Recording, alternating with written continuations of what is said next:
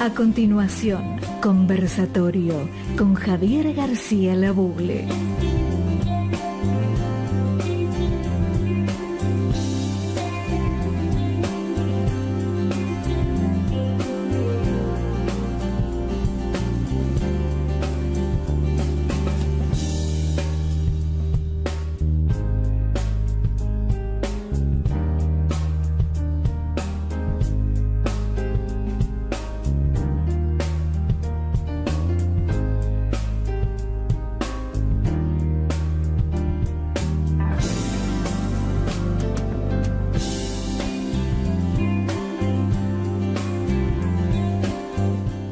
¿Qué tal, amigos? Muy buenas tardes, muy bienvenidos una vez más a Conversatorio, un espacio para conversar, para reflexionar, para aprender, porque siempre tenemos temas donde nuestros invitados nos ilustran.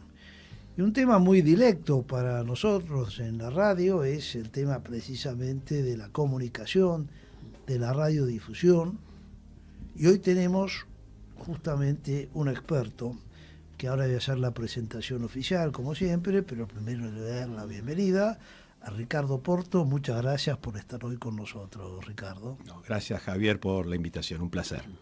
Bueno, ¿qué tal, Roberto? ¿Cómo estás? Muy bien, buenas tardes. ¿Cómo ha sido tu semana? A la audiencia y a ustedes. Gracias. Invitado.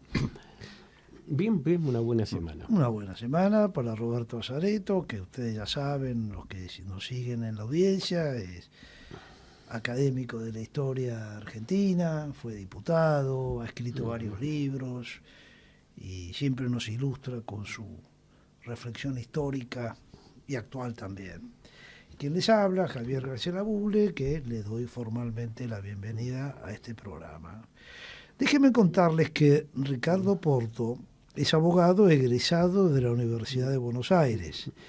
Tiene también una maestría en Derecho por la Universidad de Palermo con diploma de honor magna cum laude. Es ex secretario de la Comisión de Sistema, Medio de Comunicación y Libertad de Expresión del Honorable Senado de la Nación. Docente de posgrado en la Facultad de Derecho de la Universidad de Buenos Aires en la maestría en Derecho Administrativo y subdirector del programa de actualización Derecho y TIC, que después le voy a preguntar a él qué es TIC. Bueno, a lo mejor es TikTok, no sé, vamos a ver. La comunicación puede ser. Debe estar por ahí, debe estar por ahí. Tal vez es eso. Docente de posgrado en la Facultad de Derecho de la Universidad Austral. Profesor invitado en diversas facultades. Ha sido subsecretario de Comunicación Social de la Nación, director nacional de Radio y Televisión de la Secretaría de Cultura de la Nación y asesor jurídico del Comité Federal de Radiodifusión, entre otros cargos. Ha publicado diversas obras sobre derecho de la comunicación. Las dos últimas son Derecho Social a la Convergencia, la construcción de la sociedad de la información y libertad de expresión y derecho a la información en Latinoamérica, 3 visiones regulatorias, ambas publicadas por eldial.com. Ha participado, organizado y expuesto en numerosos congresos, jornadas y seminarios nacionales e internacionales referidos a los medios de comunicación. Escribe frecuentemente en diarios, revistas y otras publicaciones sobre aspectos jurídicos de la comunicación social. Tremenda presentación y me parecía importante compartirla con todos ustedes, porque de alguna manera en esta presentación está la hoja de ruta de los temas que vamos a hablar hoy. Y creo que era interesante conocerla, como siempre, que buscamos referentes autorizados de los temas que nos interesan. Y el primer tema que le quiero preguntar es TIC, para aclarar qué es TIC, Ricardo. Es la sigla que usualmente se usa para designar las tecnologías de la información y la comunicación. Qué ignorante soy, Roberto. Bueno, la audiencia seguramente será. Es que de hace unas décadas es la era de las siglas. Claro, exactamente. Claro. Exactamente. Bueno, y justamente podríamos ir repasando estos caminos, ¿no? Ricardo, con toda tu experiencia que es académica, jurídica, política y tecnológica de alguna manera, ¿no es cierto? ¿Qué sería precisamente hoy, cuál es el presente y las perspectivas de la radiodifusión? ¿Qué significan incluso en el término del contexto social, viendo tu currículum, ¿no es cierto? Sí, yo te diría, Javier, que hoy el concepto de radiodifusión ha perdido un poco la vigencia que tenía antes, en el sentido de que hoy ya es necesario hablar de comunicaciones con una mirada convergente, ¿no? Antes estábamos nosotros acostumbrados a dividir tecnológica y jurídicamente a los medios de comunicación electrónicos en aquellos medios de comunicación audiovisual, la radio, televisión, por un lado, las telecomunicaciones por otro, hasta que, bueno, la convergencia tecnológica, Internet, las redes y demás, hoy ya empiezan a dejar un poco atrás las viejas categorías de esto es radio, esto es televisión. Es decir, esta radio seguramente está saliendo por la web, se puede ver por YouTube, o sea que ya no estamos en la vieja radio de entonces. Así que hoy yo te diría que el concepto un poco es comunicaciones convergentes, ¿no? Uh-huh. Te diría en cierto modo. Qué interesante. Convergentes, o sea, si me permitís ahondar un poco más en Dale. ese concepto, ¿qué sería convergente? ¿Cómo lo podríamos explayar un poco más? ¿Por qué convergente ese? Y yo te diría por lo siguiente, o sea, tradicionalmente la estructura, no es que quiero hablar del derecho, pero tal vez esto de alguna manera nos puede servir para hacer una suerte de, digamos, de panorama. Antes el derecho, la tecnología, estaba estructurado en materia de comunicaciones, yo te diría con un paradigma, que era una red, un servicio, una ley. Es decir, por la red de telefonía se transmitía el servicio de telefonía que estaba regulado por la ley de telecomunicaciones. Por la red de televisión se transmitía el servicio de televisión que estaba regulado por la ley de radiodifusión. Eso era el paradigma de la era preconvergente, ¿eh? Una red, un servicio, una ley separados, con leyes separadas, con redes separadas, con autoridades de aplicación separadas.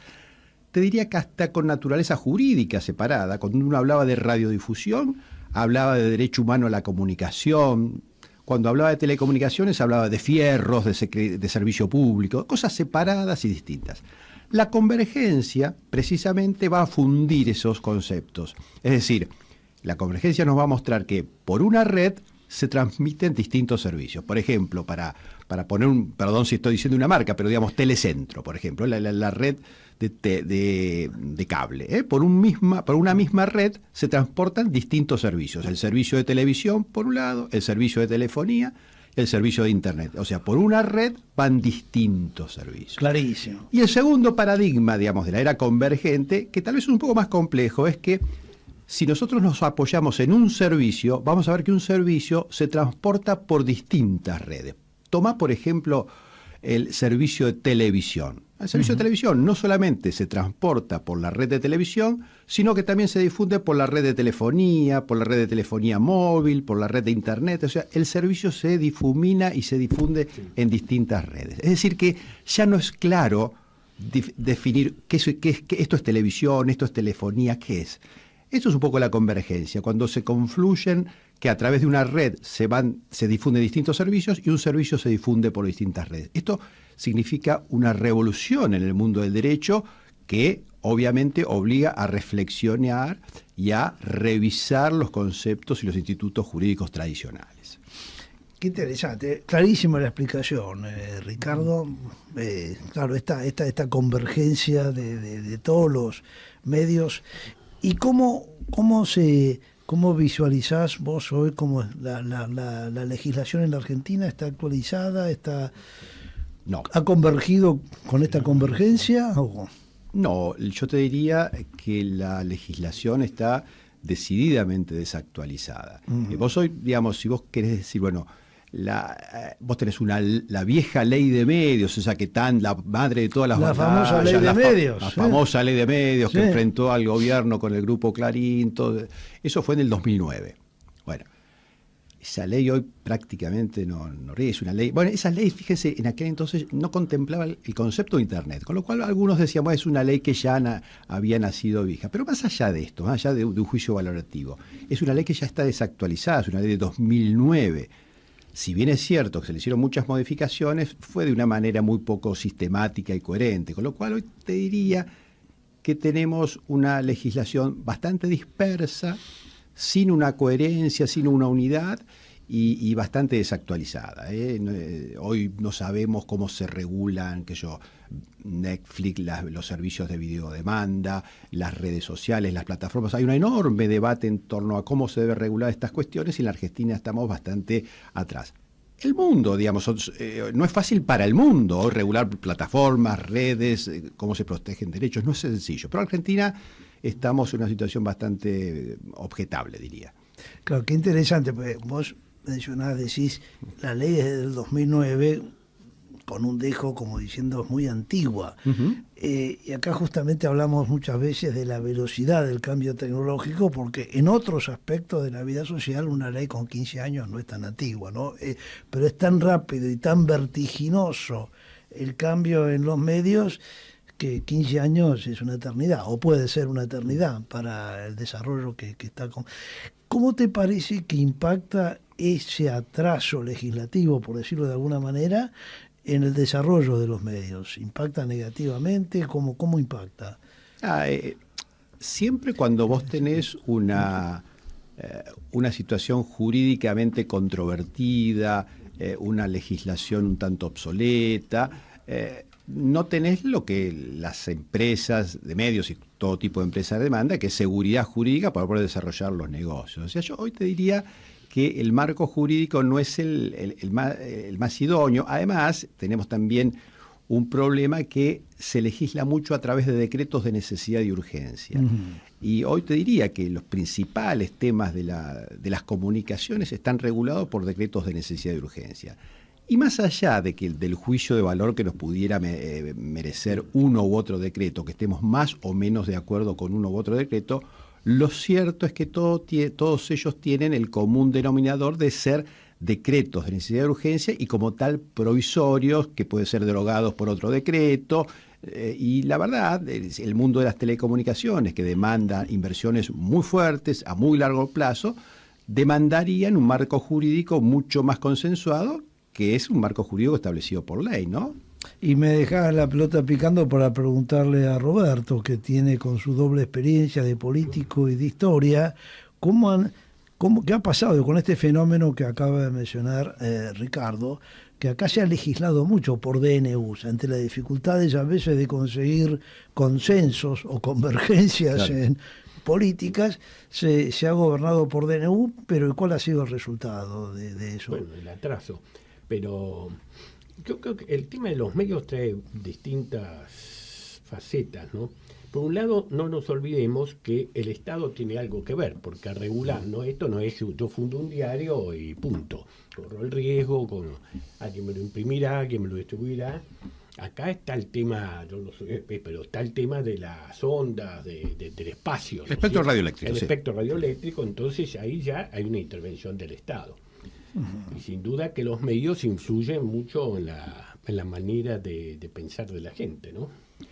Yo creo que una de las cosas de la ley de medios me parece que no se dieron cuenta, además, en las discusiones de principios de este siglo, que había medios que ya no tenían la influencia de antes. En las primeras décadas del siglo pasado se decía que un ministro lo primero que hacía al llegar a su despacho era leer el editorial de la prensa. Y que lo leía porque posible el presidente también lo leía y en función de ese editorial podía pedirle la renuncia. Uh-huh. Ya hace décadas que ningún editorial de Clarín o de La Nación, ni menos la prensa, que ya es casi un diario marginal, sí, voltea a ningún ministro, ¿no es cierto? Uh-huh. La radio cambió todo. Perón, que solía mentir bastante, lo digo con respeto, en el año cuando volvió de su exilio y alguien le preguntó qué iba a hacer con los medios, dijo algo así: miren, en el 46 yo tenía los medios en contra y gané, y en el 55 los tenía todos a favor, sí, los tenía monopolizados, pero y me sacaron. En realidad, ¿por qué digo que mintió? Es cierto, los grandes diarios estaban todos en contra, que eran La Nación, La Prensa, Crítica, El Mundo, todos estaban en contra, pero tenía las radios. Es decir, el cambio tecnológico que influye en el resultado de una elección. Como ahora están influyendo este tema de las plataformas.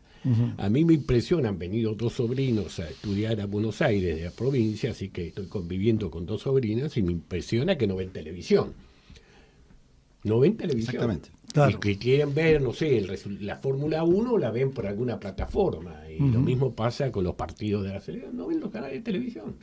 Yo cuando llegaron dije, bueno, ahora para ver la pelea por el televisor, ahora no hay ningún problema, no en televisión. Es un fenómeno interesante ese. La repercusión de los derechos de autor. A ver, porque eso, de contarnos eso y cerramos el primer bloque. A ver, los artistas internacionales como los nuestros, una vez que ganaban popularidad, no hacían más giras. Por ahí hacían un recital, el lanzamiento del disco. Hacían el recital y ahí para ahí las compañías discográficas hacían el disco y pasaba 1 año y medio y hacía la nueva producción. Ahora con la reproducción se reproduce totalmente. Ah, claro, sí, claro. Claro. Sí, sí, no hay más claro. derechos por los discos. Por eso han tenido que volver a los recitales. Claro, sí, bueno, y claro, sí, es En la manera de imposible, facturar. es casi imposible controlar, después le podemos preguntar a nuestro Entonces invitado. el tema de los derechos de autor, lo muy digo porque difícil. mi padre hace 70 años intervino en un juicio de derechos de autor que con el tema de la comparsita y que se disputaban el que hizo la letra con el que había hecho la música y bueno, hubo un juicio bastante conocido. Es muy conocido. En el año Sí. 50, 51 por eso y bueno, eran los derechos de autor y ahora no sé qué harán con esos derechos de autor. Bueno, los invito a cerrar este primer bloque y disfrutar de la compañía musical. Hoy hemos estado haciendo una gira por todas las voces femeninas de Latinoamérica en estos programas y hoy hemos recalado en la Argentina y como es mi cumpleaños decidí elegir a Julia Senko, que es una de mis artistas favoritas y el primer tema, déjenme, después voy a presentarla a ella con sus propias palabras, porque personas tan conocidas uno no puede. Y déjenme decir lo que ella dice, pero en la segunda canción, porque habla de la segunda canción. En esta primera canción, en el día de cumpleaños, me pareció oportuno elegir Honrar la Vida.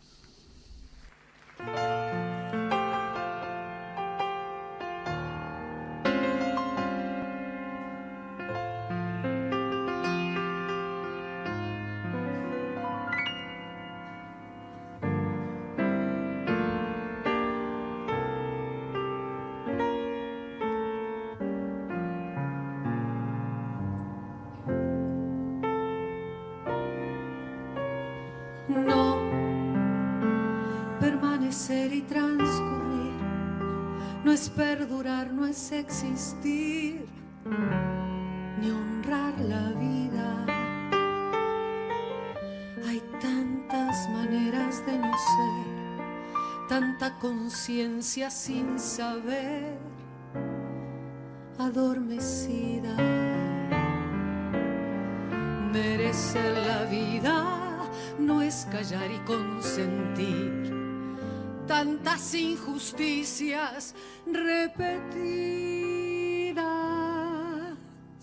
Es una virtud, es dignidad y es la actitud de identidad más definida. Eso de durar y transcurrir no nos da derecho a presumir, porque no es lo mismo que vivir.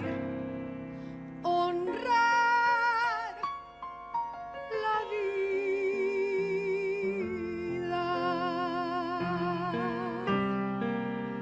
No permanecer y transcurrir no siempre quiere sugerir honrar la vida.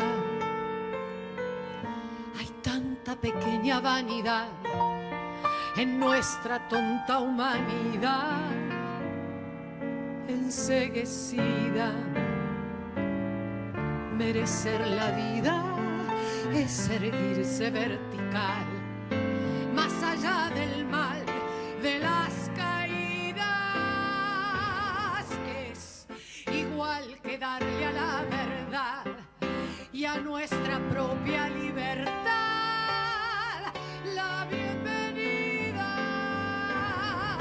Eso de durar y transcurrir no nos da derecho a presumir, porque no es lo mismo que vivir, honrar la vida.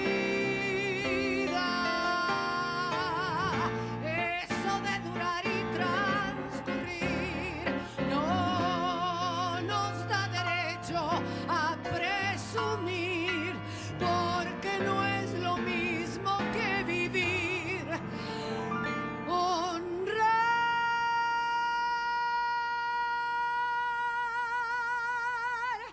la vida.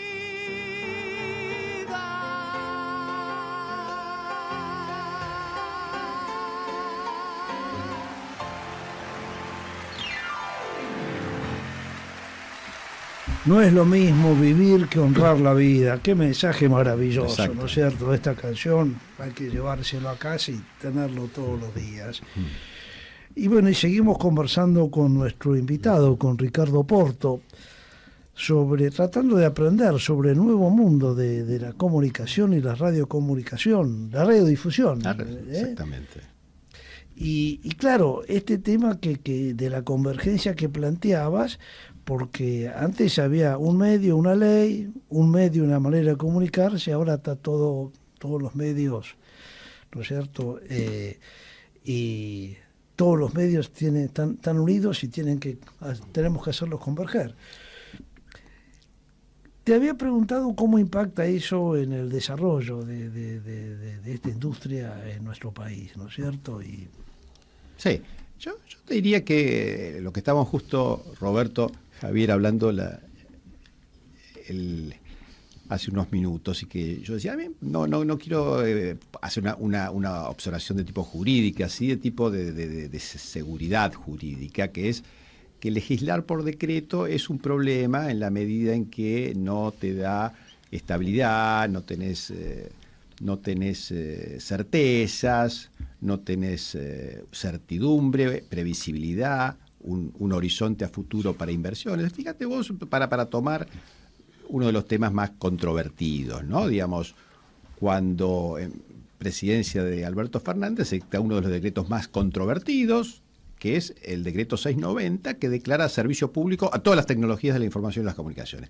Se acordarán, ¿no? Un famosísimo decreto, controvertido, alabado y defenestrado por partes iguales. Bueno, ahora el presidente dicta un decreto de necesidad de urgencia también, el 302 del 24, que lo deroga. Bueno, por supuesto, claro, y mañana vendrá otro que lo volverá. Entonces el problema no es que estoy haciendo énfasis en una cuestión formal que tiene que ser sancionado por una ley, no por ¿por qué? Porque la certidumbre jurídica la da una ley y no un decreto. Y además, en el proceso legislativo, no voy a hablar de este tema estando Roberto adelante, que es un experto, pero el proceso legislativo, con toda la participación de los distintos sectores, que todas las voces puedan ser escuchadas, las opiniones analizadas en un clima de racionalidad, de deliberación, es el marco propicio para que se tomen decisiones. Así que me parece que esta característica formal, me parece que no le está dando a la industria y al sector de las comunicaciones el plafón y la certeza necesaria como para poder hacer negocios, que las comunicaciones son muy importantes, muy fuertes y muy a largo plazo. Y eso, lo había mencionado, entonces puede estar las cosas así, es muy difícil que lleguen más inversiones y más grandes inversiones a este sector acá en nuestro país. Es cierto, y perdóname que haga ahora para problematizar la cuestión, es cierto también que, y vos lo decías hace un instante, hay una famosa frase en el mundo del derecho que es: el derecho sigue al hecho. Bueno, en tecnología lo sigue a 500 kilómetros. Claro. Entonces también es cierto que es muy difícil legislar en esta materia, porque cuando vos deliberás, razonás y te lleva un tiempo, legislás algo que ya cuando lo aplicás dejó de existir o adquirió características distintas que demandaría una nueva forma de regularlo. En definitiva, en el mundo se discute cuál es la mejor forma de regular algo tan cambiante, tan dinámico. Un amigo, un experto en este tema, Martín Becerra, suele decir que la tecnología es como una especie de blanco móvil, cuando vos creés que ya lo tenés y bueno, se cambió. Entonces, bueno, hay fórmulas legislativas, hay nuevas maneras de entender la regulación, hay que darle la posibilidad que la gente se autorregule, que haya regulación pública, corregulación, es decir, se está discutiendo una nueva forma de regular algo tan dinámico, tan cambiante y tan trascendente como son las tecnologías de la información y la comunicación. Bueno, ahora se le agrega el tema de la inteligencia artificial. Exactamente. Con todos los temas que están en inteligencia artificial, que para la fake news y Exactamente. campañas de prestigio. Hay cómo afecta el sistema democrático. El sistema democrático. Exactamente. Bueno, claro. Cómo se regula sin afectar la libertad. a su vez. Exactamente. Pero justamente, ¿no? Ese es un tema muy interesante, porque uno siempre le tuvo temor o cierta aprensión a la concentración de los medios, ¿no es cierto? Porque la concentración de los medios se termina poniendo en un cuarto poder o en un quinto poder o en un poder muy fuerte que puede influir en la sociedad. Y uno lo percibe, porque a pesar de toda esta apertura de medios que mencionas, Ricardo, uno percibe cierta cosa en los medios, por lo menos en los medios más tradicionales, cierta uniformidad y homogeneidad en la información, en el trato de la información, que llama la atención. Es como que hay una noticia casi por mes, diría. O sea, ahora estamos con este caso trágico que no. Pero parecería que merece toda la atención, por supuesto, pero parecería ser que es la única noticia del día y no es así. Exactamente. El mundo sigue, ¿no? Entonces, ¿cómo es este tema de la concentración de la información en un mundo que aparentemente se desconcentra en los medios? Sí, yo te diría que la concentración, tal vez, Javier, sea uno de los temas más problemáticos en materia de medios, porque además estamos en presencia de una concentración que antes desconocíamos. Uno estaba acostumbrado a una suerte de concentración local y nos preocupábamos por los grandes multimedios locales, cuando ahora vos tenés que las grandes plataformas, las redes sociales, son los que marcan el debate público, ¿no? Entonces hay una interesante declaración de los relatores de libertad de expresión en el 2019, se llamaba Los desafíos de una década. Y él decía, los relatores de libertad de expresión de América, de Europa, de África, Asia, se reunieron y sacaron una declaración que, entre otras cosas, decía: las amenazas a la libertad de expresión hoy no solamente vienen de las posibles regulaciones autoritarias de los estados, sino del abuso de poder de las grandes multinacionales de la comunicación. Hoy tenemos dos temores, no son solo los estados interesante, que pueden, sino tema, ¿no? hoy, fíjate vos, las grandes plataformas son los que deciden el alcance del debate público. Fíjate lo que todo el mundo sabe, los conflictos entre las grandes redes y Trump, y la exclusión que hicieron de Trump en ese momento, ¿fue razonable? ¿No fue razonable? Bueno, es el gran poder de las multinacionales de la comunicación hoy es el tema realmente importante, ¿no? Qué tema trascendental ese, porque son los que imponen la agenda. Exactamente. Ponen la agenda de los temas. Que es el anonimato. Perdóname, ¿no? ¿me dejás darle la bienvenida a nuestro compañero Guillermo Willy Shore? Sí, pero por supuesto. Una bienvenida Muy buenas virtual. tardes. Buenas tardes, Willy, ¿cómo estás? Encantado de verte, Willy, ¿cómo estás?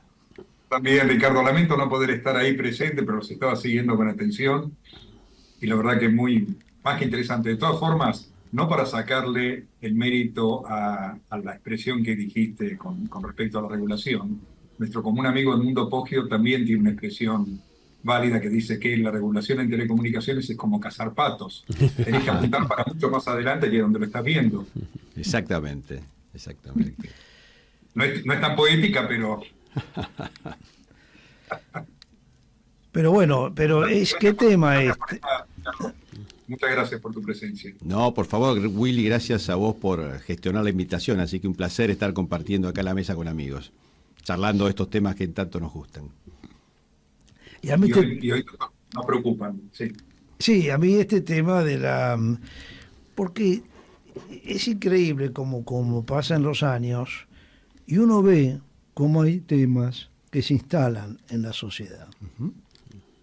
Y a veces con las nuevas generaciones, uno, con los hijos, ¿no? A veces uno dice, bueno, pero vos creés que tenés mucha libertad porque tenés en las redes y estás todo el tiempo tiqui-tiqui, pero tocás... Me pasó en un tema particular, claro, en los mensajes en las redes, incluso los mensajes políticos, una cosa, y nos pasa acá en la radio también, una cosa es hacer un mensaje corto, que yo, lo que sea, el amor es la fuente de la felicidad.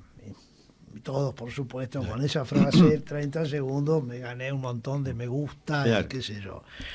Pero después, bueno, ¿pero qué es el amor? Y cómo logramos amar y ser amados, y ahí ya se empieza a complicar y ahí uno pierde interés. Entonces, lo mayoritario lo veo, quizás por ignorancia, en contra de la profundidad. ¿Cuál es tu visión en este sentido, Ricardo? Y todos, ¿no? Roberto y Willy. Sí, es cierto lo que decís, es particularmente complejo, ¿no? Digamos, y yo, la forma de informarse, de comunicar digamos, estabas hablando recién de los hijos y demás, claro, y lo que decía también Roberto sobre la importancia que tenían los medios de comunicación tradicionales en materia política hace muy poco tiempo. Y bueno, hoy las cosas son absolutamente distintas. Yo estaba repasando las grandes novedades en materia de streaming que ven los jóvenes, ¿no? De todos estos programas que tienen muchísimo más audiencia que cualquier programa de televisión de aire, con periodistas que son tradicionales y que en nuestra época decían, ¿qué dirá tal periodista? ¿Cuál será la línea que baja? Y la gente ni lo conoce, ni sabe quién es, ni lo registra, y se informan por otros lados, por otros mecanismos, por otros medios. Y bueno, hay que entender pareciera como que hay mundos que conviven sin tocarse, ¿no? Los medios de comunicación que nosotros, con Willy, que nosotros tres nos informamos, y lo que se informan los jóvenes. Pareciera como que vivimos en dos mundos distintos, que los medios en cierta manera nos están fragmentando. Y creo que eso también se mostró, creo yo, en las elecciones, en el mundo, como que hay una fragmentación entre el mundo, es una fragmentación generacional quizás, ¿no es cierto? Nuestro mundo que es más tradicional, que seguimos manejándonos por los medios tradicionales y los jóvenes que utilizan las redes, que es un mundo que todavía es bastante misterioso, ¿no es cierto? Exactamente. Sí, que no han servido para mostrar ni propuestas ni hacer debate de altura, convengamos. Claro, sí. Esa es la diferencia. A ver, yo soy de una generación que me acuerdo de grandes debates que alguien publicaba un artículo en La Nación o Clarín, a los 3 días, o en la prensa, todavía la prensa claro, en los 50, 60 tenía alguna importancia, a los 5 días venía la réplica. Llegaron a publicarse libros de debate, no solo en 1852 cuando debatieron Sarmiento y Alberdi, y todavía en la década del 50 se escribían libros de debate, y entonces la gente que tenía interés en eso veía ideas. Ahora, en definitiva, ¿qué vimos en la campaña? Consignas, palabras al viento, promesas que ya vemos que no se cumplen, todo ese tipo de cosas. Insultos, agravios, que son todos chorros, casta, esto y nada más, pero... Lo efectista. Es efectista, ha perdido pero no hay esa edición. Y entonces el futuro, ¿cómo lo ves? Fíjate vos, perdona que hablas del debate. El debate que acabamos de ver de Trump y Biden. Sí. Terrible. Fue terrorífico. Terrible, digamos. Ya viene con la televisión. Yo me acuerdo, estoy hablando de los 80. Claro. Bernardo Neustadt me lo dijo claramente, pues yo le dije una vez que protestaba, le di una lista de diputados de gran nivel. Ajá. Me dijo, no, pero no sirven para la televisión, yo sé que son muy buenos. Claro. Y entonces llevamos unos chantas, pero que en televisión medían. Claro. Y era la época que estaba el programa. Sí.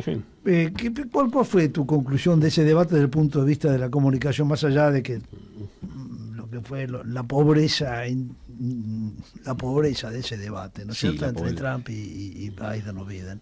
Yo creo que, digamos, no voy a decir ninguna novedad, ¿no? Pero claramente el más perjudicado fue Biden, ¿no? Sí, a mí me llamó la atención por qué, no sé, Roberto, cuál es la razón, ¿no? Digamos, ¿por qué debatieron con tanta anticipación, pues yo estaba acostumbrado, no conozco la política americana en profundidad, pero los debates se solían hacer con los candidatos ya instalados, el candidato del Partido Demócrata y el candidato del Partido Republicano. Acá todavía no están, no están formalmente, entonces me llamó la atención. Perdón, porque yo tengo alguna...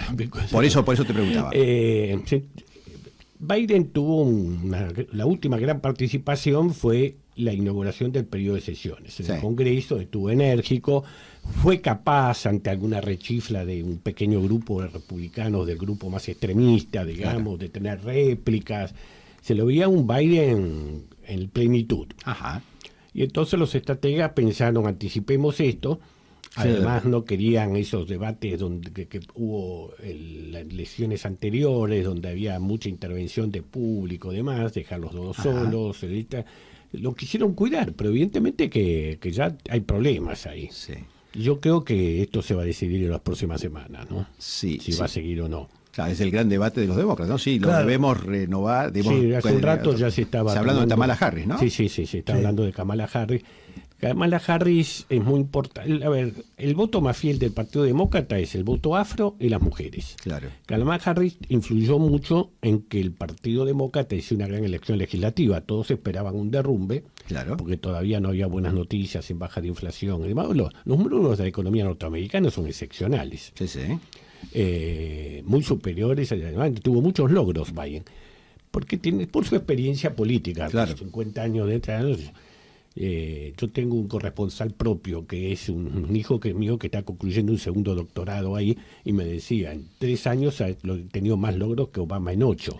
Sí, y mi mérito también, perdóname, el vicio profesional, pero a la Reserva Federal que ha hecho un gran trabajo desde el punto de vista.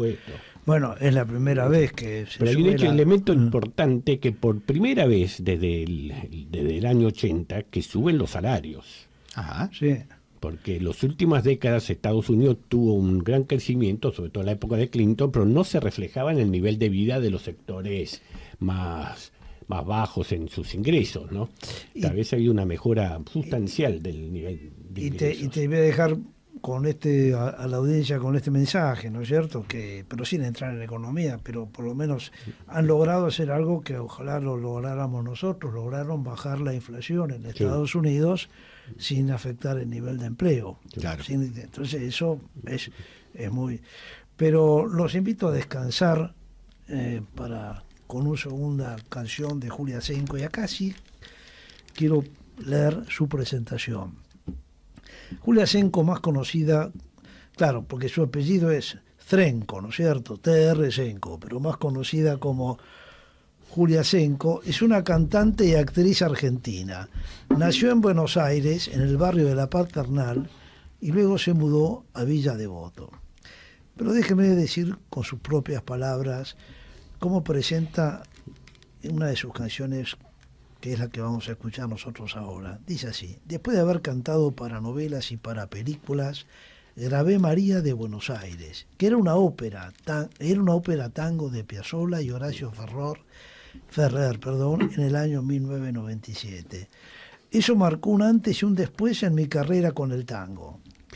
Estuve muchos años viajando por Europa y por diferentes países del mundo presentando María de Buenos Aires.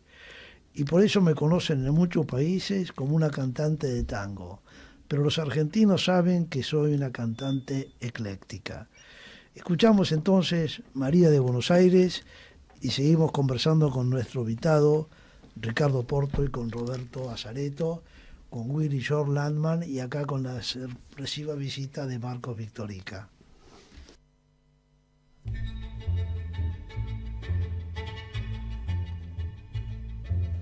Yo soy María de Buenos Aires María, ¿no ven quién soy yo? María tango, María del arrabal, María noche, María pasión fatal, María del amor, de Buenos Aires soy yo. Yo soy María de Buenos Aires. Si en este barrio la gente pregunta quién soy, pronto muy bien lo sabrán.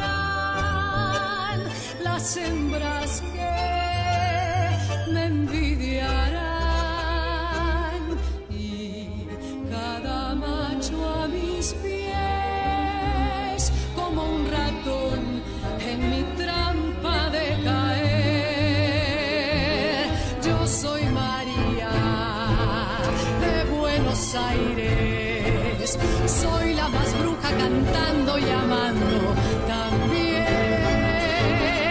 Si el bandoneón me provoca, tiaratata, le muerdo fuerte la boca, tiaratata, con 10 espasmos en flor que yo tengo en mi ser. Siempre me digo, dale María, cuando un misterio me viene trepando la voz, y canto un tango que nadie jamás cantó, y sueño un sueño que nadie jamás soñó, porque el mañana soy con el ayer después.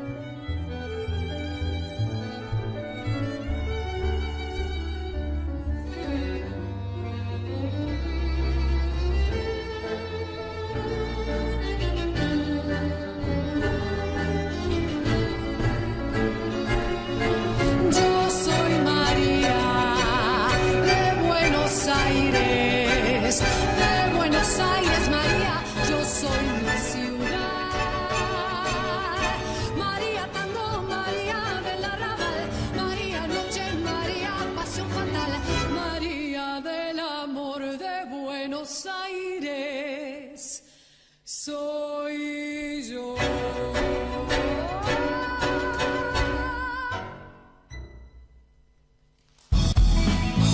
Estás escuchando Conversatorio, un espacio para comprender el futuro con sus desafíos y oportunidades.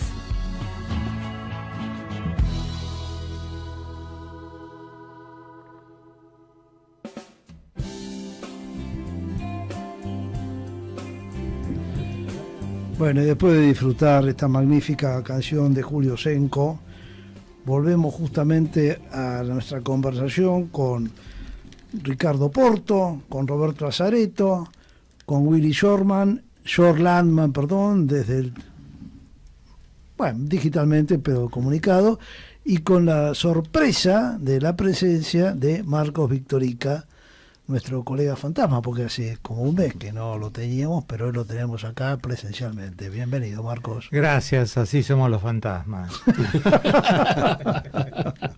Había una historieta, el fantasma. Uno que vive en una cueva en la India. Tenemos varios colegas, no te preocupes. Y Marcos es un experto en comunicación, Ricardo, así que te invito a que te sumes. No sé si escuchaste la última parte de nuestro bloque anterior. No, venía justo caminando, así que si me ponen un poco en autos... Estábamos hablando si Boca ganará algún partido este año o no, y lo vemos complicado, francamente. Bueno, hay gente con poca visión en todos lados, o sea que no. No, pero el futuro de las comunicaciones, Ricardo, porque me gustaría conversar un poco sobre eso, que acá tratamos también de hacer un puente al futuro, ¿no es cierto? Exactamente. ¿Cuáles te parecen el aspecto principal a tener en cuenta en este mundo de las comunicaciones hacia el futuro?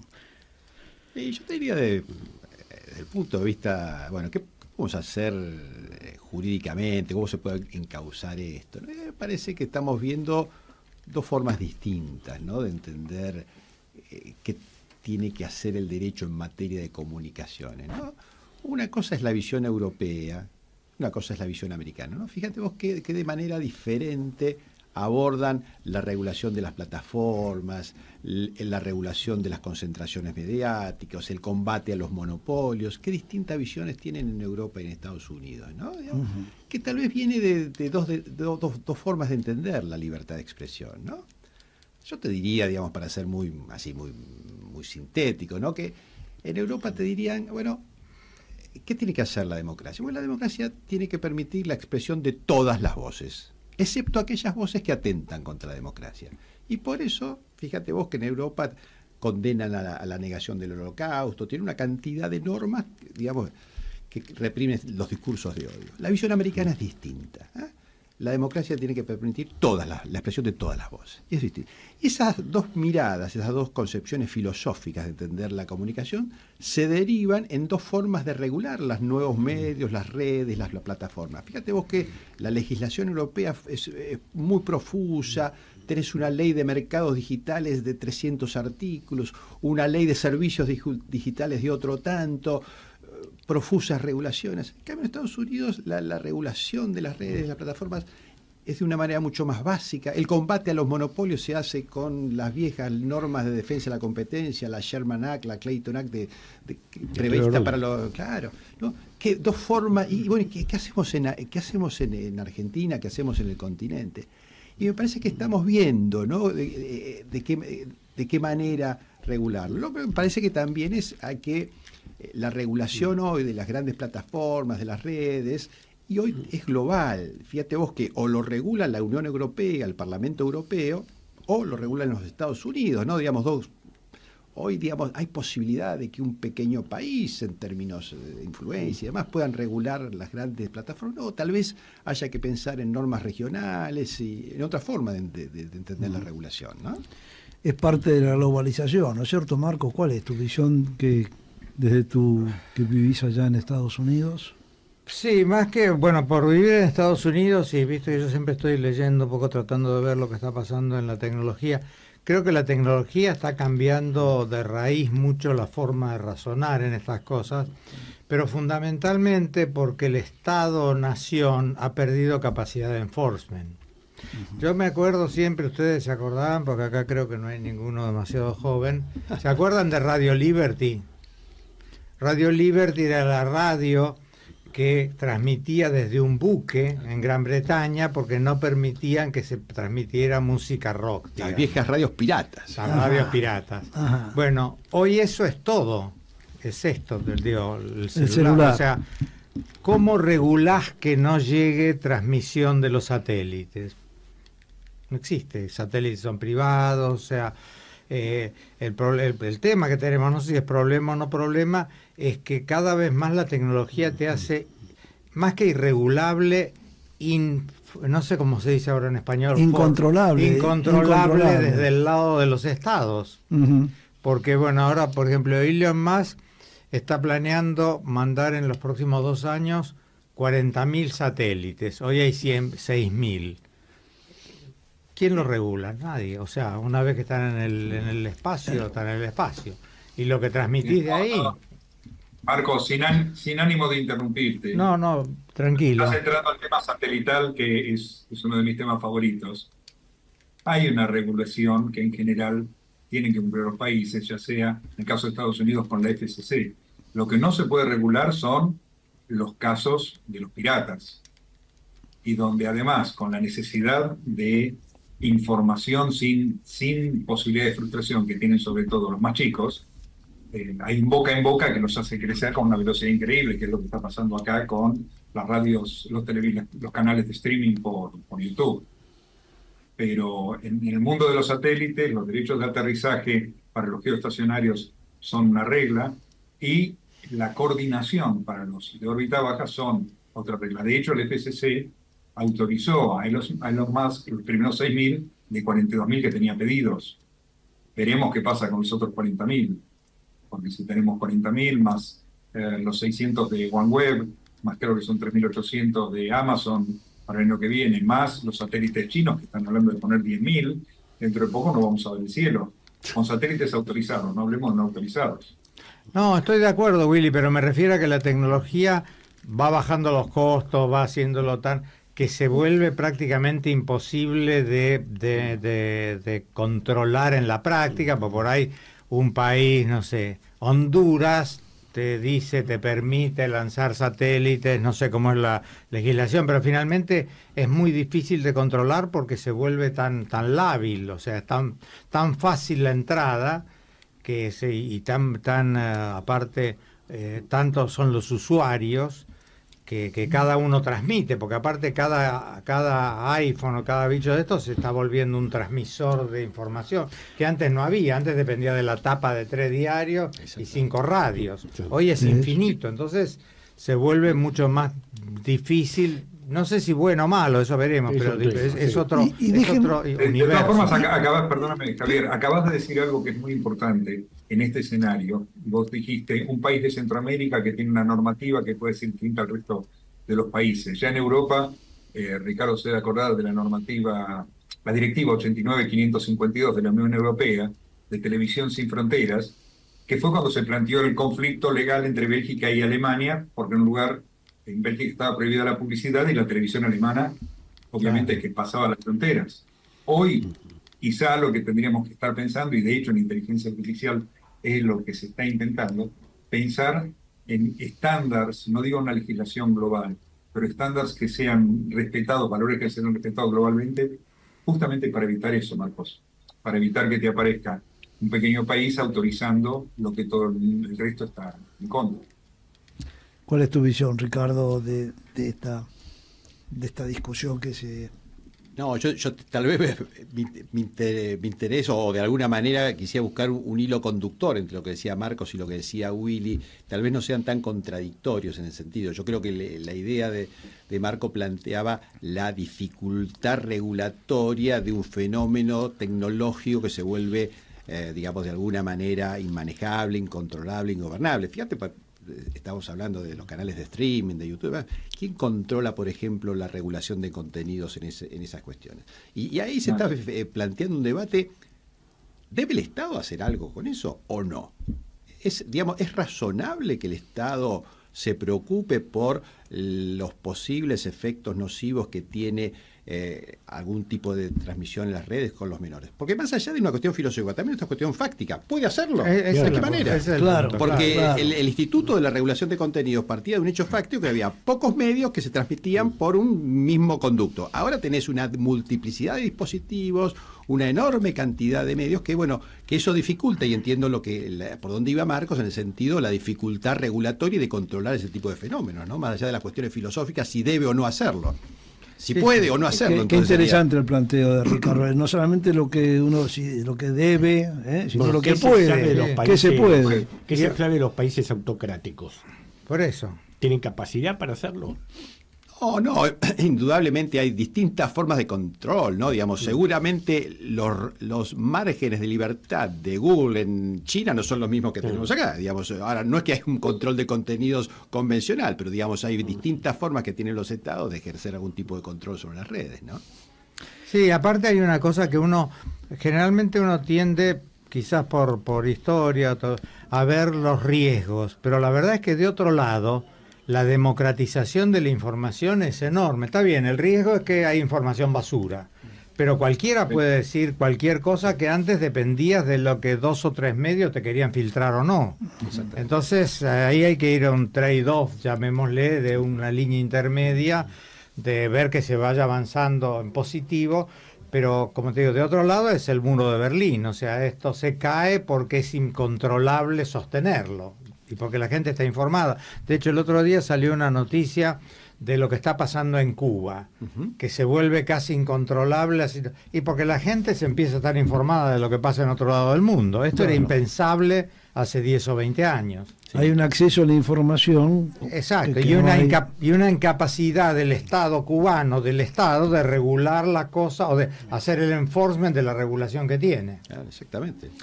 Y en un aspecto cotidiano, el otro día hablando con algunos padres preocupados, por ejemplo, porque los chicos ya en el secundario dedican mucho tiempo a estar apostando. Terrible a través de y es, como decía Ricardo, es incontrolable eso, inmanejable, o no sé cómo se puede hacer.